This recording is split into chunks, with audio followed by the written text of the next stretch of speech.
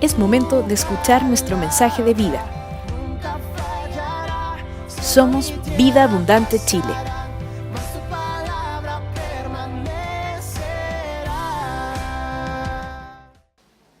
Buenos días, hermanos. Muchas gracias, Pasita. ¿Cómo están? ¿Bien? ¿Qué tal les ha ido viendo el Mundial desde la casa?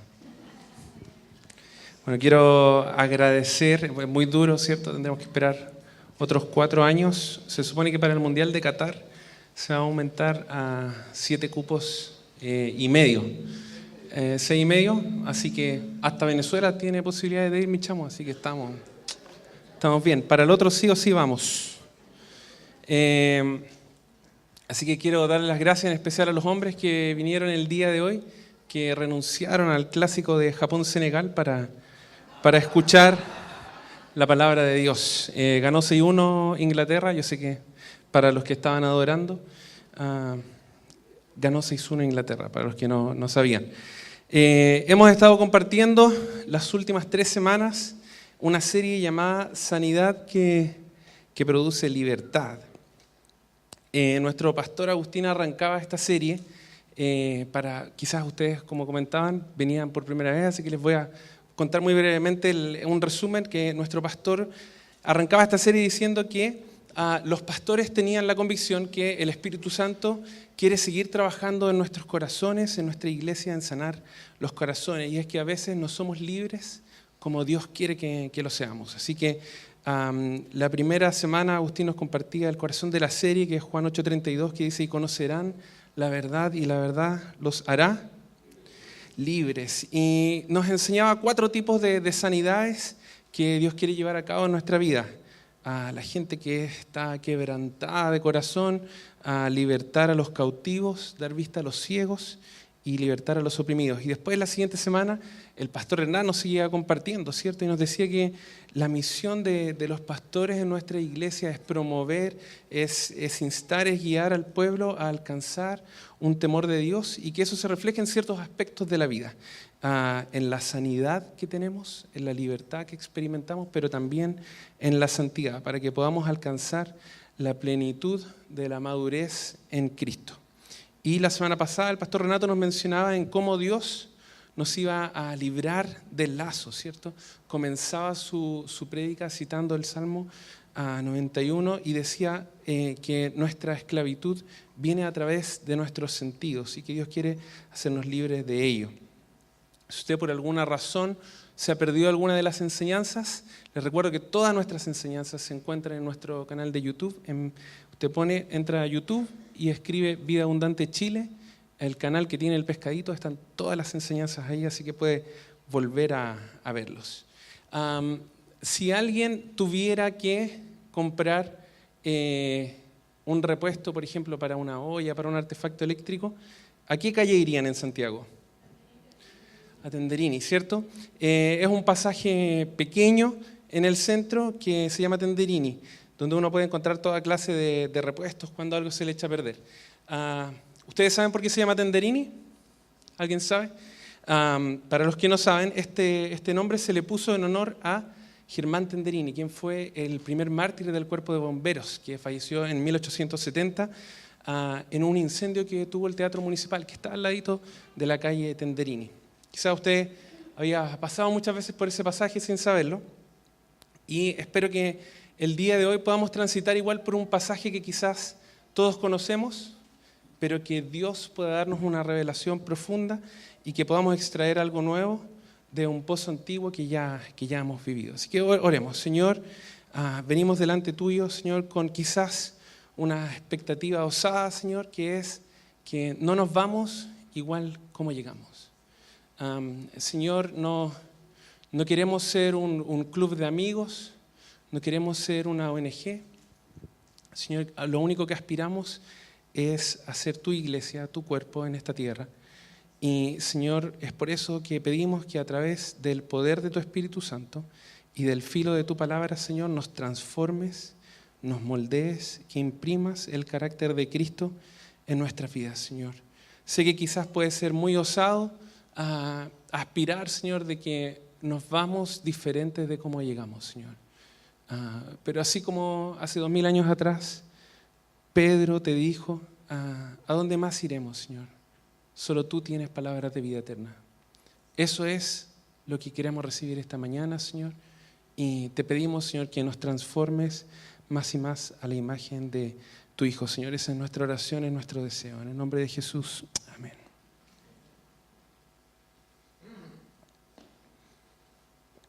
Así que vamos a Juan 8, del versículo 31 en adelante. Para poner un poco de contexto en esta historia, en el ministerio de Jesús ha llegado a un punto de tensión en el cual los fariseos, quienes eran un grupo religioso, la élite, un grupo prominente en esa época, están intentando tenderle una trampa a Jesús. Están constantemente intentando que cometa un error con algo. Y comienza este relato de este capítulo en que traen a una mujer que la habían pillado en adulterio e intentan pillar a Jesús, en que se equivoque, en que diga algo para que la gente, la muchedumbre que lo está siguiendo, se dé cuenta que no es un maestro de verdad. Así que entre medio de todas las enseñanzas y la confrontación que está haciendo Jesús con los fariseos, comienza este pasaje. Entonces dijo Jesús a los judíos que habían creído en él: si ustedes permanecen en mis palabras, serán verdaderamente mis discípulos y conocerán la verdad, y la verdad los hará libres. Le respondieron: nosotros somos descendientes de Abraham y jamás hemos sido esclavos de nadie. ¿Cómo puedes decir ustedes serán libres? Jesús les respondió: de cierto les digo, que todo aquel que comete pecado, esclavo es del pecado. Y el esclavo no se queda en la casa para siempre. El Hijo sí se queda para siempre. Así que si el Hijo los liberta, serán verdaderamente libres. Hay una promesa aquí y a todos nos encanta las promesas que salen en la palabra de Dios. Hemos estado hablando, como les comentaba las últimas semanas, de esta sanidad que produce libertad. Y a medida que han ido pasando las semanas, he estado orando y pidiéndole al Señor que me muestre si hay algo que yo necesito hacer, algo que yo necesito creer, si hay algo que necesito confesar, si hay algo que necesito cambiar. Y este es un pasaje que he estado meditando una y otra vez las últimas semanas. Cuando revisamos algún pasaje, es muy importante verlo en el contexto, ver qué es lo que está ocurriendo alrededor. Pero es importante también que podemos ponerlo en el microscopio, que podemos como desmenuzarlo para extraer todo lo que hay en él. Por eso Jesús, en un momento, cuando también los fariseos lo confrontan, él le dice: ustedes están en un error porque no conocen la palabra ni el poder de Dios. Escudriñen las Escrituras, porque ellas dan testimonio de mí. Así que abramos un poco este pasaje y me preguntaba, la libertad, esta promesa de libertad que está hablando Jesús, ¿es para todos o es para algunos? ¿Es una promesa que es universal o es para un grupo específico? ¿Es una promesa que está abierta para todos o tiene alguna condición, algo que requiere alguna acción de mi parte, alguna respuesta? La promesa que Jesús ofrece aquí tiene un alcance específico, un público objetivo. Son como mis chistes, no todos los entienden. Y el pasaje dice que Jesús se dirigió a los judíos que habían creído en él, a aquellos que han depositado su esperanza en él, aquellos. Jesús está a punto de decirles qué es lo que tienen que hacer para ser libres. Por tanto, nosotros, si alguno de nosotros ha confesado a Jesús como Señor y Salvador, si alguno de nosotros ha puesto su esperanza, deberíamos tener un corazón abierto también para escuchar y hacer lo que Jesús está diciendo. Dice: si ustedes permanecen en mi palabra, serán verdaderamente mis discípulos. Algo que me llamó la atención es que Jesús hace una distinción aquí. Si está diciendo que serán verdaderamente mis discípulos, ¿es que hay discípulos que no son reales?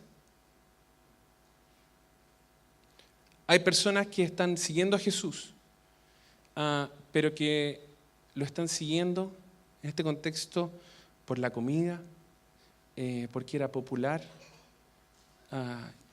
quizás porque era alguien que había salido como del barrio, no tuvo una enseñanza como todos los de la élite, salió de un pueblito. Hay algo que me llama la atención de él. Y les pregunto, ¿por qué sigues tú a Jesús? ¿Por qué sigues a Jesús? ¿Por qué lees la Biblia? ¿Por qué oras? ¿Por qué te levantas todos los domingos o los domingos o los domingos que te levantes para venir a la iglesia? ¿Qué es lo que nos motiva? ¿Qué es lo que te mueve a seguir a Jesús? Y Jesús hace una distinción y pone un requisito para poder distinguir a sus seguidores. Jesús dice, si ustedes permanecen en mis palabras, serán verdaderamente mis discípulos.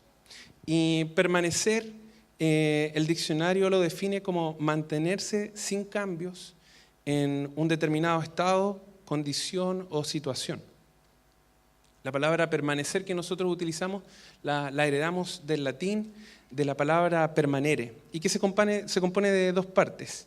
El prefijo per, que significa por completo, y el verbo manere, que significa quedarse, es decir, quedarse por completo, indivisiblemente. Cuando Jesús dice permanezcan en mi palabra, está diciendo que es ahí donde deberíamos quedarnos por completo, sin cambios en ese estado, sin fluctuaciones. Es una condición que deberíamos mantener en el tiempo. Otra versión dice, la NBI dice, si se mantienen fieles a mis enseñanzas. El resultado de esta conducta de permanecer, Jesús nos dice que podremos experimentar una genuina libertad y que seremos verdaderamente sus discípulos. ¿Por qué Jesús diría algo así? ¿Por qué haría esta distinción? Un par de capítulos antes, en el capítulo 6, el versículo 2 dice, y una gran multitud los seguía, porque veían las señales que hacía en los enfermos. En el transcurso de la historia, Jesús los confronta y la historia termina así. Este es un pasaje que es fácil de recordar. Juan 6, 6, 6. Dice, a partir de entonces, muchos de sus discípulos dejaron de seguirlo y ya no andaban con él. Así que Jesús está haciendo una distinción clara. Él sabe que hay gente que lo sigue solamente por algo que puede recibir. Un pasaje que he compartido con algunos amigos, algunos cercanos estos días, es Proverbios 4:18, que habla de cuán evidente debería ser nuestro progreso en la vida cristiana. Pero la senda, o sea, el camino de los justos es como la aurora. Su luz va en aumento hasta la plenitud del día. Yo me pregunto, la persona más cerca de ti, quizás tu esposo, tu esposa, tus hijos, tus padres, tus compañeros de trabajo, tus compañeros de universidad, ¿pueden decir que permaneces en las palabras de Jesús? ¿Alguien podría dar ese testimonio de ti? ¿Qué podría decir si él es un verdadero discípulo? Él es un discípulo cuando nadie más lo ve. Les dijo a los que habían creído en él, si ustedes permanecen en mis palabras, serán verdaderamente mis discípulos y conocerán la verdad y la verdad los hará libres. Muchas veces el problema que nos enfrentamos es que queremos la libertad que Dios ofrece sin aceptar esa condición de permanecer en su palabra. Queremos su paz, pero no queremos que Jesús sea quien gobierne nuestra vida. Pero la Biblia nos enseña que la consecuencia de creer en Jesús y permanecer en su palabra es ser libres.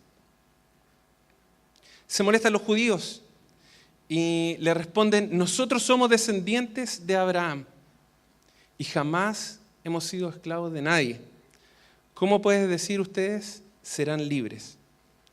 Pero Jesús conoce la condición del hombre. Jesús conoce nuestro corazón. Conoce tu corazón, conoce el mío. sabe aquello con lo que luchas, sabe aquello que te avergüenza, conoce tus heridas internas, aquello que te hace llorar, sabe ese pecado que sientes que no puedes vencer, sabe esa historia que nadie más quieres que escuche. Y Jesús ya había declarado su misión en esta tierra cuando Él dice: el Espíritu del Señor está sobre mí y me ha ungido para proclamar las buenas noticias a los pobres, me ha enviado a proclamar libertad a los cautivos, a dar vista a los ciegos, a poner en libertad a los oprimidos y a proclamar el año de la buena voluntad del Señor. Es por eso que Jesús le dice: de cierto les digo que todo aquel que comete pecado, esclavo del pecado es, y el esclavo no se queda en la casa para siempre. El Hijo sí se queda en la casa para siempre. Así que si el Hijo los liberta, serán verdaderamente libres. Él sabe que el problema está en nuestro corazón. Sabe que la raíz está ahí. Jesús ya le ha dicho a los fariseos en una discusión que tuvo con ellos, porque los fariseos le decían: oye, pero tus discípulos no se lavan las manos. Bien cochinitos los discípulos de Jesús. Mi mamá me enseñó a lavarme las manos siempre. Pero Jesús, entre medio de esa conversación, le dice: el problema no es lo que contamina al hombre, no es lo que está afuera, es lo que viene de adentro, porque es del corazón del hombre que nacen el adulterio, que nace la envidia, que nace el rencor. Todas las cosas malas nacen desde adentro. Y la Biblia habla constantemente que nuestro problema está en nuestro corazón. A veces pensamos: es que si yo tuviera un trabajo mejor, o si hubiera tenido una educación mejor, o si quizás hubiera crecido en otro barrio, o si mi historia hubiera sido diferente. Y le echamos la culpa a todos los demás, casi como a Adán en el comienzo, diciendo: pero es que, Señor, la mujer que tú me diste, yo no hubiera fallado, pero la mujer que tú me diste, la mujer dice: es que la serpiente. Y ahí cuando llegó la serpiente le dijo: a ti no te voy a preguntar. Pero la Biblia desde el comienzo nos dice, que nos deja claro que Dios no nos quiere dejar en la oscuridad.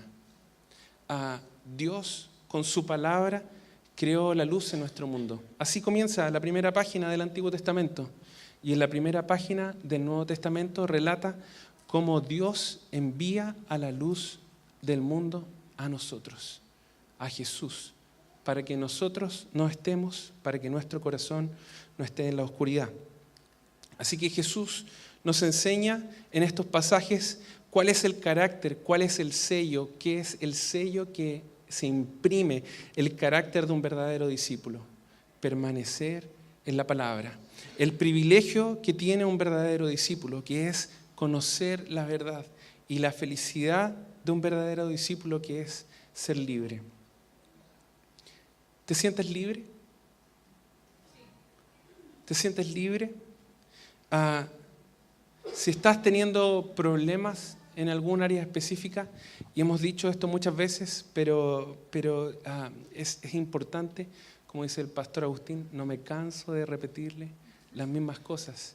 Hay un espacio que la iglesia ha brindado para que nosotros podamos aprovechar. Si hay algo específico que quizás no puedes afrontar todos, porque vivimos en un mundo caído, tenemos diferentes situaciones que nos han dañado con el tiempo, situaciones que necesitamos perdonar, hay situaciones que nosotros necesitamos pedir perdón a otros, hay cosas en las que necesitamos sanidad, hay pecados que tenemos que vencer, hay cargas que necesitamos deshacernos, y la iglesia existe, el cuerpo existe para acompañarnos en ese proceso. Por eso que Eclesiastés dice: mejor son dos que uno, porque sacan un mejor fruto de su trabajo. Si uno cae, el otro lo levanta. Y quizás alguno de ustedes aún no se ha juntado con los pastores. Estos son los horarios, como comentaba, los hemos comunicado por todos los canales. Aprovecha esta instancia, porque hay ciertas situaciones que no deberían mantenerse en el tiempo, que Jesús quiere que podamos resolver, y a veces la llevamos más que el tiempo que necesitamos llevarla. Muy conocida es una escena, ¿cierto?, de una película que se llama La Misión, de Robert De Niro, muy antigua. ¿La han visto? Yo sé que los millennials no, pero Robert De Niro que es como un actor que siempre es como el agente en las películas que ven ustedes. Antes era joven y grabó una película muy famosa que se llamaba La Misión. Y relata un poco el proceso de cómo eran las personas que venían de España, ¿cierto? Y que traficaban esclavos y todo. Así que este personaje, no recuerdo el nombre, ¿alguien se acuerda cómo se llamaba? No importa. Robert De Niro. Empieza un proceso, bueno, hay todo un drama, ¿cierto? Mata a su hermano, se siente muy culpable y un sacerdote lo toma con él y lo lleva para que le ayude a servir, si no me equivoco, era en los guaraníes, cerca como de Paraguay, en la cascada de Foz de Iguazú. Y a medida que va subiendo, él decide como un voto llevar su armadura. Y la amarra, ¿cierto? La pone dentro de una malla, y obviamente subía más lento, así que van todos los sacerdotes subiendo y todo el mundo lo quiere liberar de la carga, pero él la tiene ahí por más del tiempo suficiente hasta que una escena muy conmovedora, las mismas personas que él perseguía para venderlo se acercan, ¿cierto? Y cortan su armadura y es una imagen muy gráfica de la libertad. ¿Lo recuerdan? ¿Sí? ¿Están aquí, cierto? ¿Sí? Sí. Va ganando Senegal, por si acaso. No lo sé. Tengo aquí no el partido, es un cronómetro para no pasarme. Jesús quiere que experimentemos la libertad y a veces llevamos las cargas que no deberíamos llevar por más tiempo del que deberíamos llevar. Pablo nos dice en 2 de Corintios 10, del versículo 3 al 5,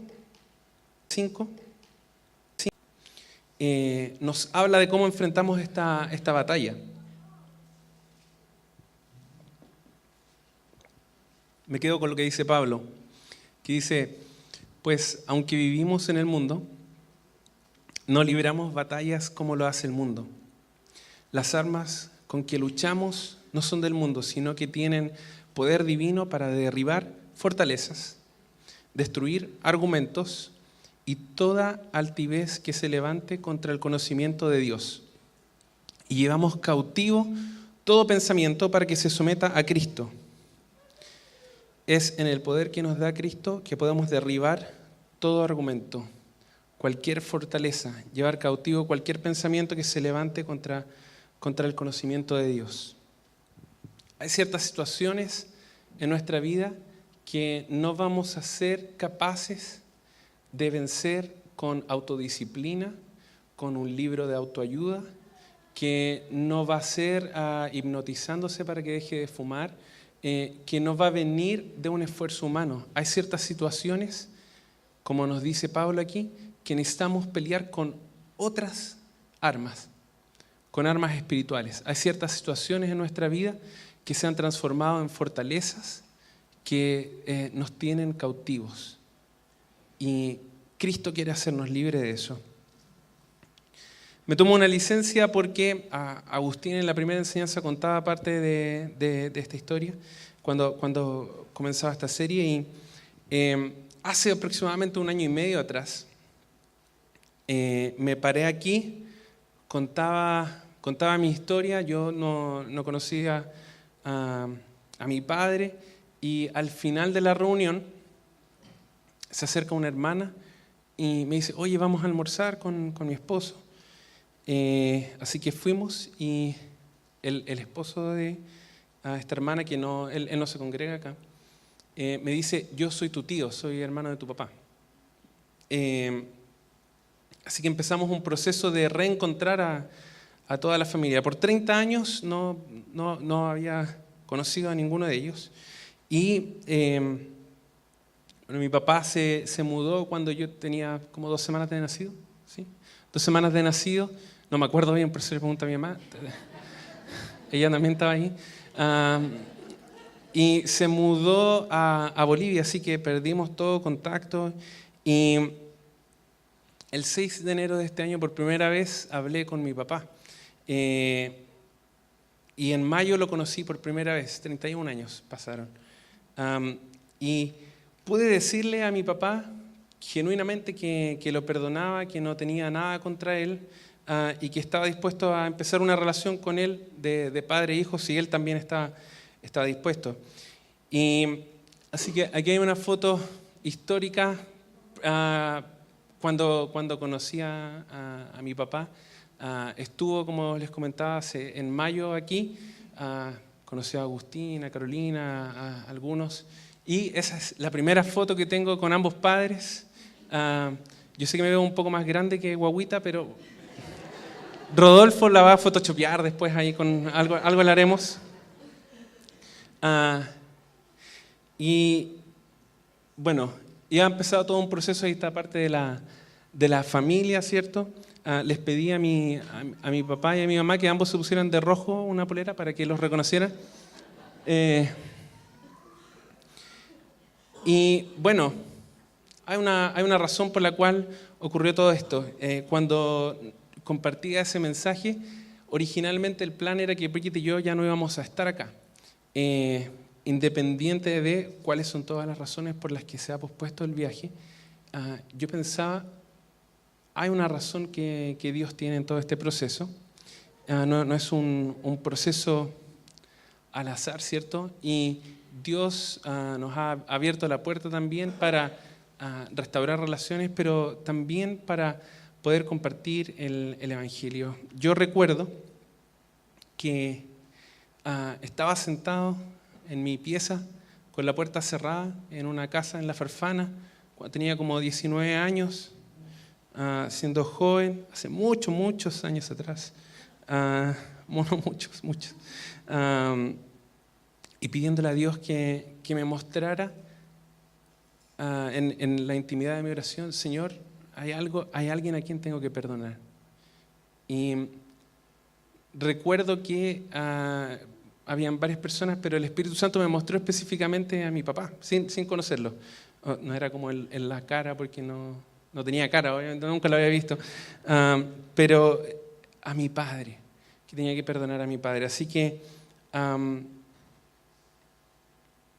pude hacer eso,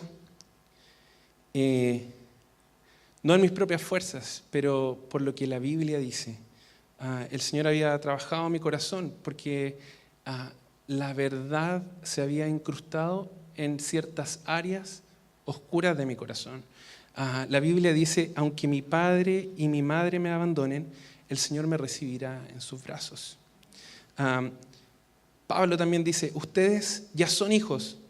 Dios ha enviado a nuestros corazones el Espíritu de su Hijo que clama, Abba Padre, así que ya no eres esclavo, sino hijo. Y como eres hijo, Dios te ha hecho también heredero. Y ustedes no recibieron un espíritu que de nuevo los esclavice al miedo, sino el Espíritu que los adopta como hijos y les permite clamar Abba Padre. Y Dios me recordaba el martes en la reunión de oración, hacíamos un ejercicio y Agustín nos hacía pasar por la oración del Padre Nuestro, de cuando Jesús le enseña a sus discípulos a orar. Y hay una parte que dice, perdona nuestras ofensas. Todos los que tienen un pasado católico, ¿me ayudan? Así como te alabamos, Señor. Así como nosotros perdonamos a quienes nos ofenden.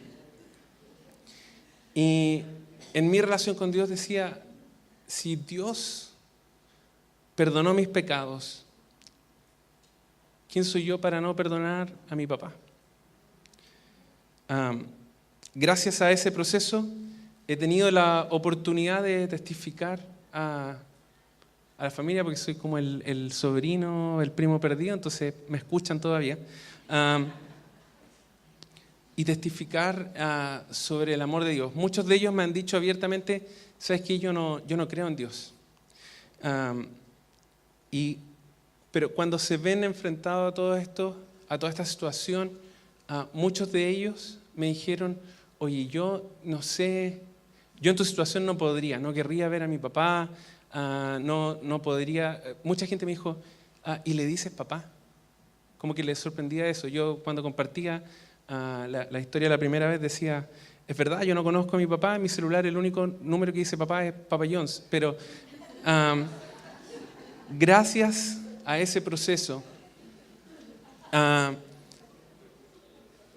abierto una puerta para que poder decirle, ¿sabes qué? Cuando me dicen, yo no sé cómo lo haces tú, y yo le digo, yo tampoco, pero déjame contarte qué fue lo que me pasó. Y eso me ha dado la oportunidad para poder testificar y sembrar la palabra de Dios. Así como Agustín contaba cuando empezaba la historia de un cojo y decía, mira, hay algo que el cojo se sanó. O sea, podremos discutir todo lo que queramos, pero el cojo se sanó. Podrán decirme todo lo que no creen en Dios, que la Biblia no es real, pero la transformación y la sanidad real no lo pueden discutir. Y es algo que reconocen. Así que espero que eso también con el tiempo dé un fruto, porque creo que si Dios ha permitido que pasemos por todo este proceso, varios de ellos van a estar ocupando estas sillas en los próximos meses. Y algo que vemos a lo largo de la Escritura es que cualquiera puede sacar algo bueno de algo bueno. Pero Dios es el único que puede sacar algo bueno de algo malo. Quizás muchos de nosotros hemos sido heridos, hemos lastimado a otros, hay resentimiento, hay dolor, quizás hay desorden en nuestro corazón, pero algo sí es real. Dios hasta el día de hoy sigue sacando aguas de las rocas y sigue sacando gente viva de una tumba. Y Él también puede hacer eso. La verdad nos puede hacer libres si es que nosotros le damos el espacio en nuestro corazón para que la verdad opere. Así que independiente de cuál sea tu situación el día de hoy, Dios quiere escribir una historia de libertad en tu vida. Dios quiere liberarte de algo que quizás has estado acarreando por demasiado tiempo. Póngase de pie. Estamos por terminar. Quiero invitar al grupo de alabanza. Rodolfo, si me acompañas con algo como en fa sostenido menor.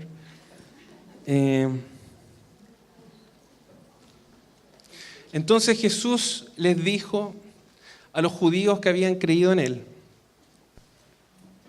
si ustedes permanecen en mi palabra, serán verdaderamente mis discípulos y conocerán la verdad y la verdad nos hará libre. Y seguía pensando, Señor, puedo leer las definiciones, puedo pensar, pero quiero entender qué significa permanecer en tu palabra. Quiero entender qué significa permanecer en ti. Y el Señor me recordaba esto. Juan, que escribió esta carta, algunos años después escribió otras cartas más. La primera de esas cartas se llama Primera de Juan. Y en Primera de Juan 2, versículo 6, dice: el que afirma que permanece en Él debe vivir como Él vivió. Cuando Jesús dice, permanezcan en mi palabra, y después en Juan 15 decía, permanezcan en mí, ¿qué significa esto? Porque a veces por no permanecer no experimentamos una libertad verdadera. Si queremos tener libertad, necesitamos permanecer en su palabra. El que dice que permanece en su palabra, el que dice que permanece en Jesús, debe vivir como Él vivió. Necesitamos vivir como Jesús vivió.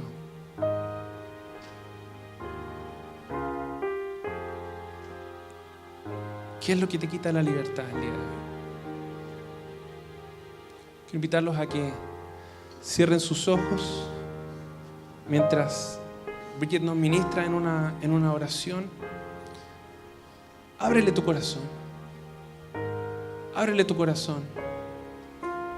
El Espíritu Santo puede hacer más de lo que nosotros imaginamos. Así como hace 12 años atrás, yo estaba en una pieza diciéndole, Señor, muéstrame si hay alguien a quien tengo que perdonar. El Señor quizás te va a traer un nombre, quizás te va a mostrar el rostro de alguien, quizás te va a recordar alguna conducta, algo que te está apresando y que no te permite experimentar la libertad en la profundidad que Dios no solamente quiere, pero que murió para que tú tuvieras. Si decimos que permanecemos en Él, debemos vivir como Él vivió.